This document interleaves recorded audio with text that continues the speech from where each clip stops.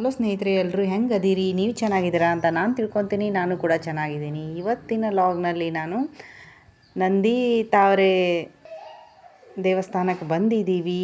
ಬಸವೇಶ್ವರ ದೇವಸ್ಥಾನ ಇದು ಪ್ರಾಚೀನವಾದಂತಹ ದೇವಸ್ಥಾನ ಸ್ನೇಹಿತರೆ. ಇದು ನಂದಿ ದರ್ಶನ ಮಾಡ್ಕೊಳ್ಳಿ. ಇಲ್ಲಿ ನಂದಿ ವಿಗ್ರಹ ತುಂಬ ದೊಡ್ಡದೈತಿ. ಇಲ್ಲಿ ಪಲ್ಲಕ್ಕಿ ಸೇವೆನೂ ಕೂಡ ಐತಿ. ಈ ಕಡೆ ಅದರ ಆಪೋಸಿಟ್ ಶಿವನ ದೇವಸ್ಥಾನ ಕೂಡ ಐತಿ, ನೋಡ್ಕೊಂಬರೋನು. ಇದು ನಿಮಗೆ ಒಳಗೆ ದೇವಸ್ಥಾನ ಒಳಗೆ ನೋಡಿದರೆ ಗೊತ್ತಾಗುತ್ತೆ ಪ್ರಾಚೀನ ಕಾಲದ ದೇವಸ್ಥಾನ ಅಂತ. ಮತ್ತೆ ತಡ ಹೋಗಿ ಶಿವಲಿಂಗ ದರ್ಶನ ಮಾಡ್ಕೊಂಬರೋನು.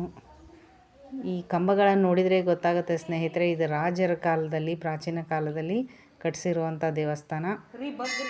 ಇಲ್ಲೆಲ್ಲಿ ಶಾಸನ ಗೀಸನ ಏನೂ ಸಿಕ್ಕಿಲ್ಲ, ನನಗೂ ಗೊತ್ತಿಲ್ಲ. ಫಸ್ಟ್ ಟೈಮ್ ಬಂದಿರೋದಿಲ್ಲಿ. ಎಲ್ಲ ಮೂರ್ತಿ ಶಿಲ್ಪಗಳು ದೇವಸ್ಥಾನದಲ್ಲೇ. ಸಪ್ತ ಮಾತೃಕೆಯರು.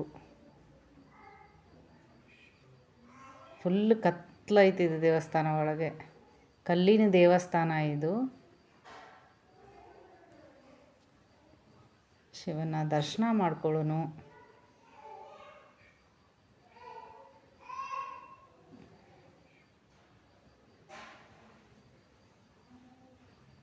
ಚಂದದ ನೋಡಿ ದೇವರು.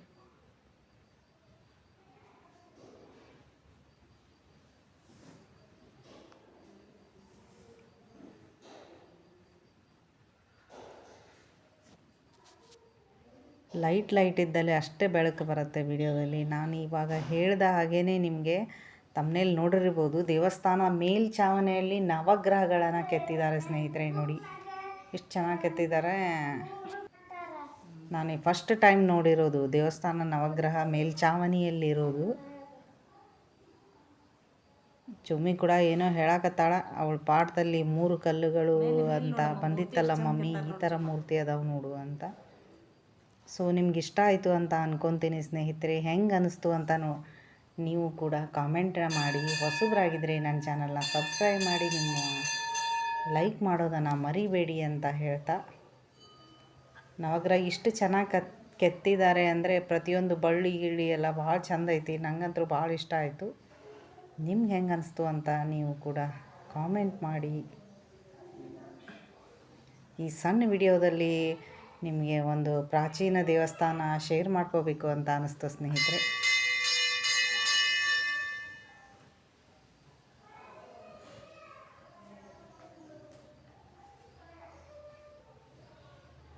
ಎಲ್ರಿಗೂ ಧನ್ಯವಾದಗಳು. ಮತ್ತೆ ಸಿಗೋಣ ಮುಂದಿನ ಲಾಗ್ನಲ್ಲಿ.